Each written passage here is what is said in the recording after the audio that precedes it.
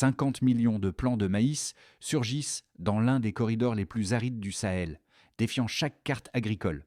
Alors que les manuels prévoyaient l'échec quasi total, une première vague de données révèle un paradoxe déroutant. Moins d'eau, mais davantage de survie mesurable. Un écart qui bouleverse toutes les prévisions. Et si cette expérience, que certains relient symboliquement à l'esprit d'autonomie souvent associé à Ibrahim Traoré, changeait la manière même dont une région se nourrit, parce que si ce modèle tient, il pourrait remodeler la trajectoire du Sahel. Ce récit promet d'expliquer non seulement comment le maïs a pris racine dans une zone que les agronomes considéraient comme perdue, mais surtout pourquoi cette réussite fragile pourrait redéfinir l'équilibre alimentaire du Sahel. Le bénéfice majeur pour le lecteur est clair, comprendre les risques structurels, hydriques, techniques et organisationnels qui décideront du sort de cette expérience. À mesure que les premières récoltes approchent, chaque variable devient un pari. Les nappes souterraines instables, les infrastructures de stockage encore embryonnaires, les coopératives surchargées par l'afflux de nouveaux producteurs. Les enjeux dépassent largement la seule agriculture. Ils touchent à la résilience communautaire, à la sécurité alimentaire régionale et à la possibilité, pour des zones longtemps marginalisées, de se libérer d'une dépendance chronique aux importations. Et derrière ces progrès, une interrogation revient, serrée comme un fil. Qu'arrive-t-il si la véritable faille n'est pas la sécheresse, mais la capacité des communautés à soutenir leur propre élan? Ce doute, précisément, est notre micro-hook. La première révélation tombe dès les débuts du projet. Sur les 5 millions de plants testés, 67% survivent à la première phase sèche, un taux que personne n'avait anticipé. Et presque simultanément, les premiers relevés montrent que certaines zones, autrefois réduites à de la poussière, retiennent désormais l'humidité plus longtemps. Un changement que beaucoup jugeaient irréalisable dans ce corridor sahélien. Ces deux données brisent d'un coup l'attente d'échec. Elles ferment la curiosité ouverte en début de récit et ouvrent une autre question. Si les modèles se trompent ici, de quoi d'autres pourraient-ils se tromper ? Cette progression, certains la rattachent symboliquement à la culture de résilience, souvent associée à Ibrahim Traoré, même si aucune directive formelle n'en est à l'origine.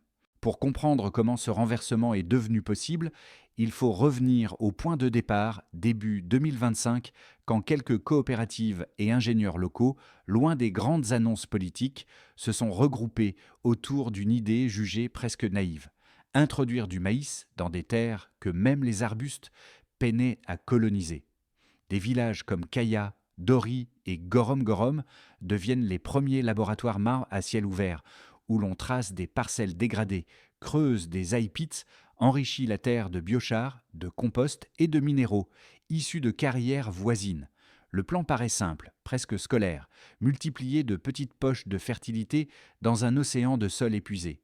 Mais c'est justement cette granularité, chaque trou, chaque poignée de compost, chaque ajustement artisanal qui permet une forme d'ingénierie locale d'une précision inattendue. Les jeunes volontaires de l'Institut Polytechnique se joignent aux coopératives, les anciens reviennent vers des terres qu'ils avaient abandonnées et progressivement les premiers alignements verts percent la surface. Lorsque les tiges apparaissent, ce n'est pas seulement une germination. C'est la preuve qu'un terrain, longtemps considéré comme sans avenir, peut encore être manipulé, corrigé, réanimé. Les analyses du sol, les témoignages villageois et les comparaisons avec des régions plus humides convergent. Quelque chose de structurel est en train de se produire. Dans les premières semaines, le rôle de guide revient surtout à ceux qui vivent la transformation au quotidien. Aliou, par exemple, cultivateur de la périphérie de Dori, incarne cette transition. Lui, qui avait vu ses champs s'éteindre saison après saison, découvre soudain que les nouvelles poches de sol régénérées retiennent assez d'eau pour soutenir les jeunes pousses. Sa parcelle pilote ne couvre que quelques arts, mais elle devient un point de repère. Voisins, techniciens et coopératives s'y rendent pour observer la manière dont les pits modifiés modèlent la respiration du sol. Un second cas, plus discret mais tout aussi révélateur, apparaît à Kaya. Aïcha, responsable d'un petit groupement féminin, observe que la biomasse laissée par les premiers plants améliore l'aération du terrain qu'elle croyait définitivement compacté. Ses membres, habitués à des cultures à faible rendement, réalisent qu'un cycle de maïs bien géré peut laisser un sol plus vivant qu'elles ne l'auraient imaginé. Cette prise de conscience nourrit un élan collectif. Elle réaménage des surfaces jusque-là jugées improductives, organise des tours d'arrosage adaptés au nouveau système goutte à goutte et accueille des jeunes de villages voisins venus apprendre la méthode. Ces deux trajectoires, l'une portée par un ancien, l'autre par un groupe de femmes, montrent les impacts précoces du projet. Retour vers des terres délaissées, regain de confiance, recomposition de savoir-faire et surtout apparition d'un réseau d'entraide technique. Avant même que des chiffres complets ne soient disponibles, ces résultats humains signalent une dynamique durable. Conséquence directe, les communautés se remettent à croire au sol. Tout commence par un déclencheur presque banal, la première saison sèche après l'implantation des plants. Les ingénieurs savent que c'est ici que tout se joue. Les coopératives aussi. Chaque jour, les équipes vérifient l'humidité résiduelle des high pits, scrutent la réaction des variétés tropicales et notent la vitesse à laquelle les feuilles se crispent sous le soleil. Les premiers signes sont encourageants, puis déroutants, puis carrément inquiétants. Au départ, la dynamique est stable. Les plants affichent une résilience inattendue.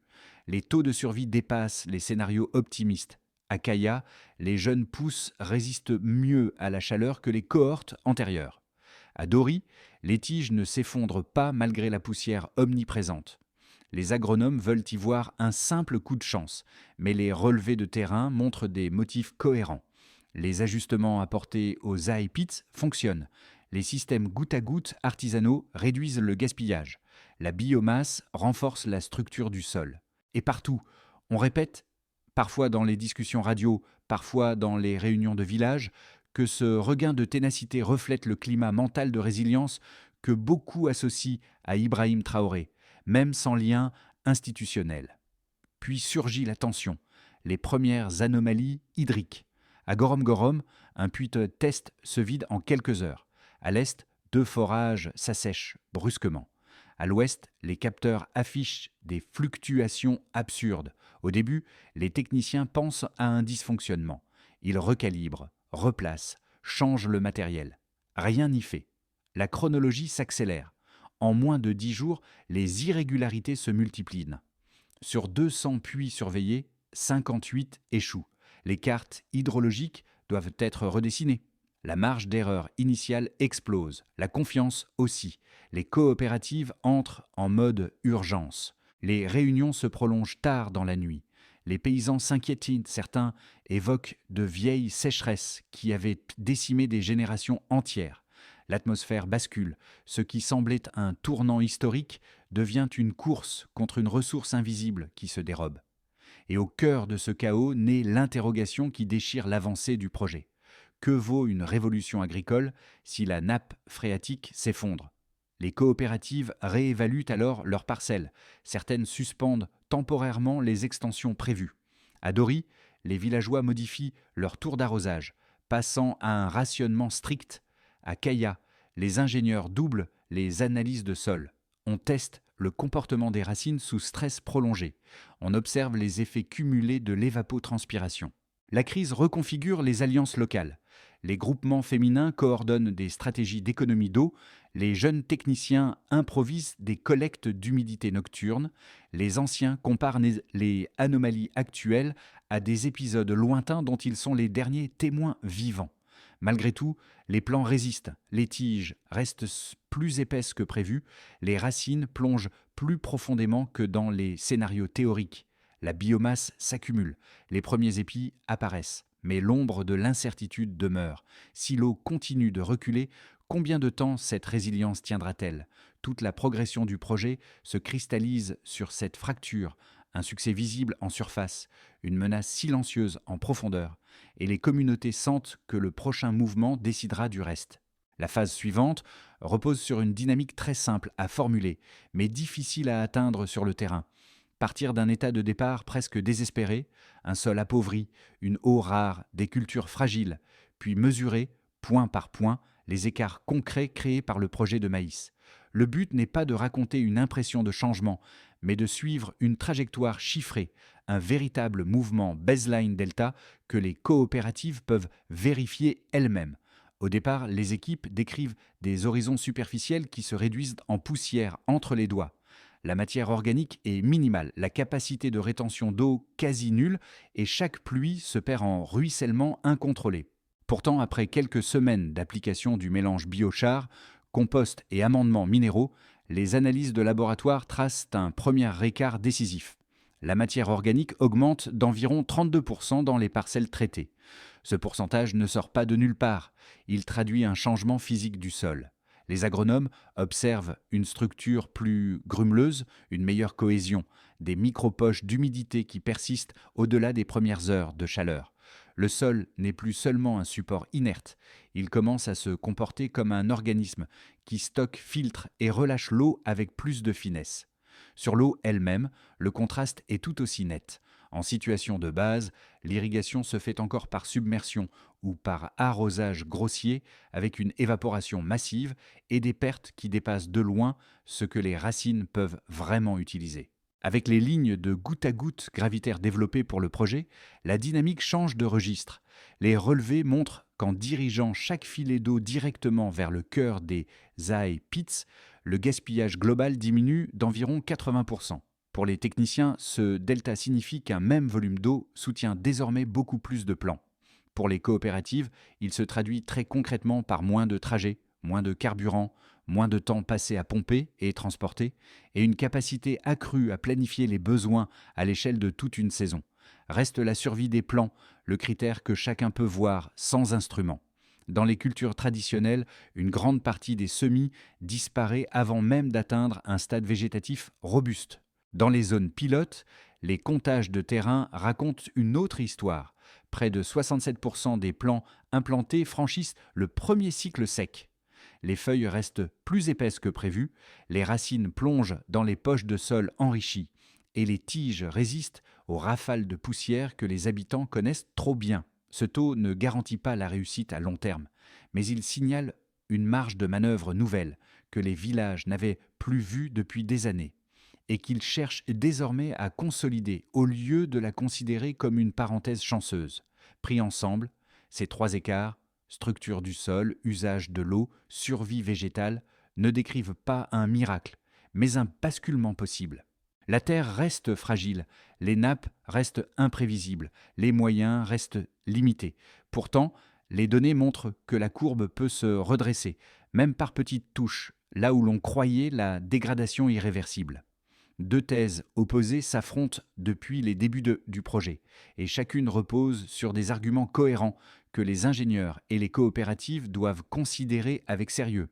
La première affirme que le maïs, même sous sa forme adaptée aux climats tropicaux, demeure une plante exigeante qui risque, tôt ou tard, d'épuiser les ressources hydriques d'une région déjà fragile. Cette position s'appuie sur des décennies d'échecs agricoles dans le Sahel, sur la mémoire des forages taris et sur une expérience locale qui rappelle combien l'eau disparaît dès que la pression humaine devient trop forte. Selon cette vision, l'enthousiasme actuel pourrait masquer un cycle classique, une phase de réussite rapide suivie d'un effondrement brutal lorsque les nappes souterraines atteignent un seuil critique. La deuxième thèse, au contraire, soutient que les innovations développées sur le terrain, eye-pits enrichis, biochar, goutte à goutte gravitaire, sélection de variétés courtes et résistantes, constituent une rupture technique suffisante pour inverser la tendance. Les partisans de cette lecture rappellent que les 32% de gains en matière organique, la réduction d'environ 80% du gaspillage hydrique et le taux de survie de 67% ne relèvent ni d'une intuition ni d'un espoir, mais d'observations reproductibles confirmées dans plusieurs communes différentes. Pour eux, la combinaison sol amendé plus irrigation ciblée crée un microclimat agricole capable de rivaliser avec des régions semi-arides d'Inde ou du Brésil, où le maïs a déjà trouvé sa place. Face à ces arguments, une synthèse lucide s'impose. Les inquiétudes hydriques ne sont pas des fantômes du passé, mais des alertes fondées. Pourtant, les résultats empiriques montrent aussi une capacité de résilience que personne n'avait anticipée. Ignorer l'un des deux pans serait trahir la réalité décrite par les données comme par les habitants. Le scénario le plus raisonnable consiste à reconnaître que le projet repose sur une ligne de crête. S'il poursuit l'optimisation de l'eau et renforce la régénération des sols, il peut maintenir son élan.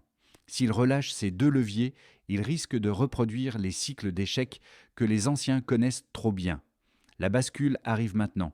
C'est le moment où les ingénieurs comprennent que le problème n'est plus de faire pousser du maïs, mais de stabiliser un cycle hydrique devenu trop instable pour garantir une saison complète. Alors que l'inquiétude gagne les coopératives, une petite équipe propose une idée improbable. Non pas puiser plus loin, mais boucler l'eau déjà présente.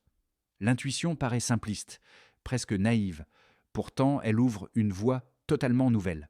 Inspirée par les oasis nord-africaines, par certains systèmes israéliens et par des recherches américaines sur l'agriculture en période de sécheresse extrême, ils imaginent un dispositif où chaque goutte, pluie, condensation, ruissellement minimal, eau domestique filtrée, serait capturée, stockée, puis réinjectée dans un réservoir contrôlé sous les parcelles. Le premier prototype fonctionne mieux que prévu. Les puits qui perdaient de la profondeur cessent de chuter. Les capteurs, jusque-là incohérents, se stabilisent. Pour les coopératives, ce n'est pas un miracle, mais une preuve que la technique peut encore surprendre. Dans les discussions locales, certains y voient même une prolongation de l'élan psychologique de résilience souvent associé à Ibrahim Traoré, sans lien direct, mais comme un écho mental qui renforce la motivation collective. La question change alors de nature. Si l'eau peut être maîtrisée, même partiellement, jusqu'où peut aller ce projet ? Lorsque le Waterloop System commence à fonctionner dans plusieurs zones pilotes, les effets concrets dépassent rapidement la seule question de la survie des cultures. 4 catégories d'acteurs, ménages, dynamiques économiques, niveau de développement et cadres villageois, ressentent chacune des répercussions distinctes, parfois inattendues. Pour les ménages, l'impact le plus immédiat est alimentaire. Là où l'on achetait autrefois de la farine importée à prix élevé, les premiers broyats locaux commencent à circuler. Les foyers réduisent leurs dépenses saisonnières, les mères gèrent mieux leurs stocks et les périodes de soudure paraissent moins menaçantes. Cette amélioration reste fragile, certes, mais elle brise un cycle d'insécurité qui semblait autrefois inévitable. Beaucoup relient cette confiance renouvelée à l'esprit d'autonomie souvent associé à Ibrahim Traoré, non comme une directive politique, mais comme une atmosphère psychologique rendant acceptable l'idée de bâtir avec peu. Au niveau économique, les transformations s'accélèrent. Les petites unités de séchage improvisées deviennent plus efficaces grâce à une organisation collective plus rigoureuse. Les premières ventes locales montrent une réduction des coûts de transport. Les coopératives n'ont plus besoin d'importer autant de produits transformés. De jeunes entrepreneurs testent des formules de fourrage à base de maïs local, réduisant les charges des éleveurs. Le Water Loop System, en stabilisant l'accès à l'eau, réduit les interruptions de production et alimente une nouvelle microéconomie où les pertes imprévues deviennent moins fréquentes. En matière de développement local, les écoles agricoles improvisent des sessions de terrain. Les techniciens en herbe apprennent à lire les capteurs, à calibrer les systèmes gravitaires, à analyser les sols et surtout à comprendre la logique de gestion circulaire de l'eau. Ces compétences, rares dans le Sahel, créent un capital humain inédit. Certaines communes commencent même à envisager des programmes de formation permanents pour transmettre ces savoir-faire. Le projet ne se limite plus à cultiver du maïs. Il devient un levier d'éducation technique. À l'échelle communautaire, le changement le plus frappant concerne la coopération. Les groupements féminins, les jeunes volontaires, les anciens et les techniciens articulent leur rôle de manière plus fluide. Les réunions ne portent plus seulement sur les quantités à semer, mais sur la gestion de la nappe, sur la maintenance des conduites, sur la rotation des variétés résistantes. La cohésion qui en résulte donne une impression d'ordre nouveau, un village capable de discuter de technologie, d'eau, de rendement et de stockage, comme s'il s'agissait d'enjeux familiers. Et c'est dans cette réorganisation silencieuse que réside l'effet le plus durable. Le maïs n'est pas seulement un aliment. Il devient un pivot autour duquel les villages redéfinissent la manière d'affronter la sécheresse, de partager les responsabilités et d'imaginer l'avenir. Si le système tient, ces 4 groupes ne gagneront pas seulement en rendement, mais en stabilité, en capacité de décision et en confiance collective. À ce stade, le projet de Maïs entre dans une zone charnière. Les données, les observations villageoises et les premiers résultats du Water Loop System permettent enfin de dégager 3 trajectoires possibles pour les 6 à 12 prochains mois. Aucun de ces scénarios n'est certain, chacun dépend de variables encore mouvantes. Nappe phréatique, organisation communautaire, régularité des micro-récoltes et capacité technique à maintenir les systèmes d'irrigation circulaire. Dans un premier scénario, celui de la consolidation lente, les nappes restent instables mais ne s'effondrent pas. Le Water Loop maintient un équilibre minimal, les eye pits continuent de régénérer la structure du sol et les parcelles pilotes stabilisent leur rendement. Les coopératives améliorent progressivement la coordination. Tour d'arrosage plus strict, meilleure répartition des intrants organiques, stockage plus méthodique. Les villages ne courent pas vers une expansion rapide, mais consolident ce qui existe déjà. L'économie reste prudente, mais la sécurité alimentaire s'améliore légèrement. C'est le scénario du réalisme discipliné. Dans un deuxième scénario, plus optimiste et marqué par une expansion maîtrisée, les nappes répondent favorablement à la stabilisation. Le Water Loop fonctionne avec une efficacité croissante, limitant les pertes hydriques et permettant aux techniciens d'étendre certains modules sans déstabiliser les premières zones. Les taux de survie dépassent régulièrement les 60%. Les parcelles gagnent en cohérence et les coopératives développent une micro-industrie de transformation plus robuste. Les villages investissent davantage dans le séchage, la mouture et la conservation, réduisant encore la dépendance aux importations.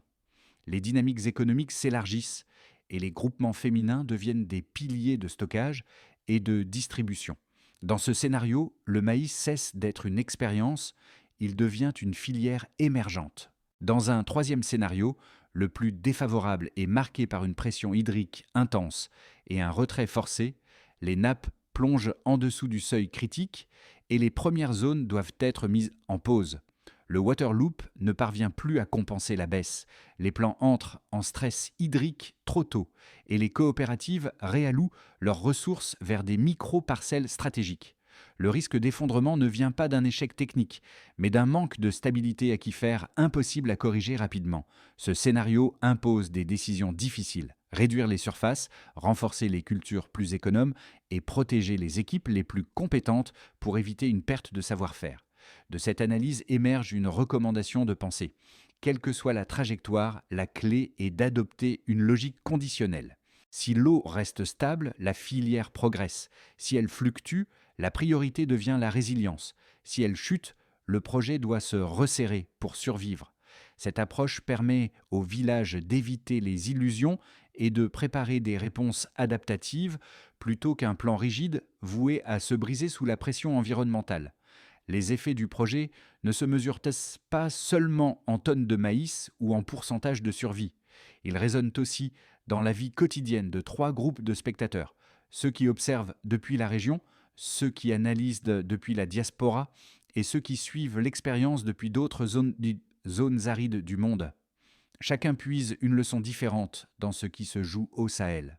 Pour ceux qui vivent sur place, l'histoire du maïs n'est pas un reportage, mais un miroir. Ils voient des villages longtemps associés à la sécheresse se réorganiser autour d'un projet agricole improvisé mais efficace. Ils voient des familles réduire les achats importés, des jeunes apprendre à calibrer les systèmes d'eau, des femmes diriger des cercles de transformation. Ce qu'ils perçoivent, c'est une possibilité tangible que leur sol, celui qu'on disait perdu, redevienne un allié. Pour les Burkinabés vivant à l'étranger, cette dynamique agit comme un rappel puissant. Les solutions ne viennent pas toujours d'en haut, mais souvent des villages où l'on invente, répare, assemble et réutilise avec très peu de moyens. Beaucoup y voient un exemple de ce que peut produire la persévérance collective et certains envisagent déjà de rentrer au pays pour apporter leurs compétences techniques, ne serait-ce que pour quelques semaines. Pour les observateurs extérieurs, le projet fonctionne comme un laboratoire. Les oasis d'Afrique du Nord, les zones sèches d'Arizona ou certaines régions du nord-est brésilien cherchent toutes des modèles de gestion circulaire de l'eau à faible coût. Le Sahel leur montre que la combinaison biochar plus ZAE PITS plus goutte à goutte gravitaire peut créer une dynamique régénératrice même dans les environnements les plus hostiles. Et pour tous ces publics, l'histoire révèle une idée simple. Quand un territoire marginalisé ose tester ses propres solutions, il redéfinit non seulement sa manière de cultiver, mais aussi sa manière d'imaginer l'avenir. Pour que le projet dépasse la phase d'enthousiasme initial et devienne une filière durable, les villages et coopératives ont besoin d'une feuille de route précise, une séquence d'actions simple, mesurable et adaptée aux limites locales. Cette trajectoire n'exige pas des moyens considérables, mais une discipline collective et une compréhension fine des mécanismes hydriques et agronomiques déjà observés. Beaucoup de discussions communautaires associent l'élan mental derrière ces efforts au climat de résilience souvent lié à Ibrahim Traoré, non pour un rôle politique direct, mais comme symbole d'autonomie technique que les habitants souhaitent prolonger dans leur démarche. La première étape consiste à stabiliser l'eau avant d'étendre les surfaces. La première action est de sécuriser les modules du Water Loop System existant. Nettoyage régulier des filtres, contrôle de la condensation, vérification des tuyaux gravitaires. Chaque commune doit désigner une petite équipe chargée de suivre la pression des nappes et d'anticiper les fluctuations. Sans cette base, aucune expansion n'est viable. La deuxième étape vise à renforcer le sol par cycles successifs. Le mélange biochar-compost-amendement doit être appliqué en continu, selon un rythme pensé pour élargir progressivement les poches fertiles autour des azaï pits, un protocole de mesure simple. Humidité résiduelle, texture, densité, permet d'évaluer l'efficacité et d'ajuster les quantités. La troisième étape consiste à structurer les unités de transformation. Les cercles de transformation doivent être reliés par un calendrier commun, séchage, mouture, stockage. La régularité permet d'éviter les pertes et d'assurer une qualité homogène entre villages. La quatrième étape met l'accent sur la formation et la transmission. Chaque commune identifie 3 à 5 jeunes référents chargés d'apprendre, documenter et enseigner les techniques hydriques et agronomiques. La connaissance devient alors un levier collectif plutôt qu'une compétence isolée. La cinquième étape repose sur un cycle continu d'analyse, d'ajustement et de répétition. Une fois par cycle, les coopératives comparent les données des parcelles, identifient les points faibles, adaptent les quantités d'eau et d'amendement, puis réinjectent ce savoir dans la saison suivante. Si ces 5 étapes sont respectées, le projet ne dépend plus seulement du climat, mais d'une organisation capable de corriger sa trajectoire en continu. Quand on revient vers les premières parcelles d'Aliou et d'Aïcha, celles qui avaient servi de repères improvisés au début de cette aventure, on réalise que l'histoire du maïs dans le Sahel dépasse depuis longtemps la seule question agricole. Aliou, qui observait autrefois ses terres se réduire à des coulées de poussière, marche aujourd'hui entre des poches de sol régénérées qu'il n'aurait jamais imaginé revoir. Aïcha, dont le groupement féminin n'avait que peu de moyens, supervise désormais un cercle de transformation devenu essentiel pour plusieurs villages. Ce sont ces trajectoires discrètes qui donnent un sens plus profond au projet. La capacité d'un territoire à se réinventer sans attendre que quelqu'un vienne le sauver. Beaucoup d'habitants disent que cette persévérance fait écho au climat de résilience souvent associé à Ibrahim Traoré, non pas comme une directive venue d'en haut, mais comme une manière de regarder les difficultés sans détourner les yeux. Et au cœur de cette transformation silencieuse, une conviction s'installe. Lorsqu'un sol que l'on croyait perdu recommence à répondre, c'est tout un peuple qui recommence à y croire. Ce projet n'est pas seulement une expérience agricole, c'est une manière nouvelle pour les villages du Sahel de se penser acteurs de leur propre avenir. Les coopératives, les familles, les jeunes techniciens et les groupements féminins ont montré qu'un territoire réputé trop pauvre pouvait devenir un espace d'innovation quand les connaissances circulent et que chacun assume une part du travail commun. Pour les spectateurs de cette histoire, qu'ils habitent au Burkina Faso, dans la diaspora ou dans d'autres zones arides, une question demeure. Jusqu'où ce modèle peut-il aller si les communautés continuent de le renforcer, saison après saison ? Si vous souhaitez voir comment ces initiatives locales évoluent, comprendre leurs réussites comme leurs limites ou suivre les prochaines révélations techniques, vous pouvez soutenir les contenus qui documentent ces transformations. Chaque interaction, chaque partage, chaque commentaire aide à faire émerger des récits qui valorisent le savoir local plutôt que de le caricaturer. Alors, selon vous, quels seraient les prochains leviers qu'un village pourrait activer pour solidifier ce modèle naissant.